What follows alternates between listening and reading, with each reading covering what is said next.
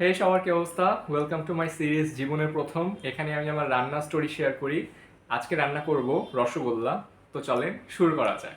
রসগোল্লা বানানোর জন্য আমাদের খুবই কম ইনগ্রেডিয়েন্টস লাগবে। আমাদের লাগবে 1 লিটার দুধ। এটা হচ্ছে আমি ফ্রিজ থেকে নামাইছি, এই জন্য এখনও শক্ত আছে, এটা একটু নর্মাল হোক।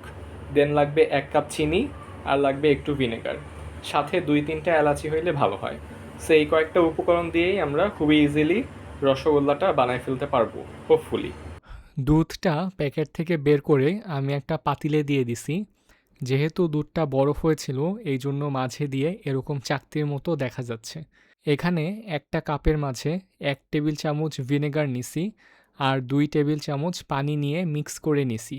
এটা একটু পরে দুধের মাঝে দিয়ে দিব। দুধটা এভাবে কিছুক্ষণ জাল দেওয়া লাগবে, বেশিক্ষণ জাল দিতে হবে না, এরকম জাস্ট ফুলে উঠলেই হবে।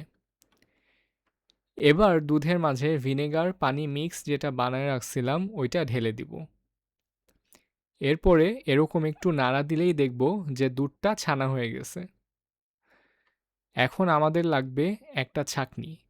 এখানে আমি একটা ছাঁকনি দিয়ে ছেঁকে ছানাটা আলাদা করে নিছি। এখানে একটু হালকা ঠান্ডা পানিও ঢেলে দিছি ছানাটার উপরে। এভাবে ছানাটা কিছুক্ষণ রেখে দিব, যতক্ষণ না পর্যন্ত পুরা পানিটা নিচে পড়ে যায়। এখন বানাবো চিনির শিরা। আরেকটা পাতিলে 1 কাপ চিনি ঢেলে দিব। 1 কাপ চিনির সাথে 5 কাপ পানি অ্যাড করে দিব। এর সাথে দিব 3টা এলাচ। এটা কিছুক্ষণ মাঝারি আঁচে আগুন দিয়ে রাখলেই চিনির শিরা তৈরি হয়ে যাবে। অন্যদিকে যে ছানাটা বানাইছিলাম ওইটা পানি ছাড়ানোর পরে দেখতে এরকম হইছে। ছানাটাকে এবার হাত দিয়ে ভালো করে মলতে হবে। হাত দিয়ে ভালো মতো ছানাটা এরকম কচলায় মচলায় মিহি করা লাগবে। মিহি করার পরে এরকম 7টা টুকরা বানাইছি আমি। এবার 7টা টুকরাকে হাতের তালুতে নিয়ে 7টা গোল্লা বানাইতে হবে। যদি ছানাটা পারফেক্টলি মিহি করা হয়ে থাকে তাইলে আর এই গোল্লাগুলা ভাঙবে না।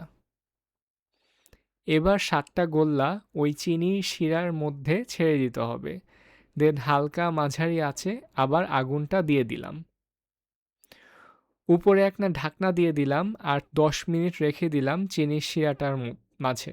আমি যে গোল্লাগুলা বানাইছিলাম ওইগুলা দেখতে ছোট লাগলেও চিনির শিরাটা দেওয়ার পরে ওগুলার সাইজে বড় হয়ে যাবে, সো চিন্তার কোনো কারণ নাই। 10 মিনিট পরে ঢাকনাটা খুলে দিছি আর আরও 10 থেকে 15 মিনিট আগুনে রেখে দিছি। সো রসগোল্লা বানানো শেষ।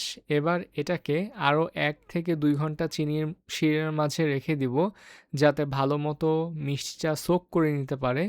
এরপরে গপাগপ খেয়ে ফেলবো। যদিও আমার রসগোল্লাগুলা পারফেক্টলি রাউন্ড হয় নাই, বাট ফার্স্ট টাইম হিসেবে মোটামুটি ভালোই ছিল। এই ছিল আজকের video. I'll be seeing you guys tomorrow সকাল 9টায়। Till then everyone, take care.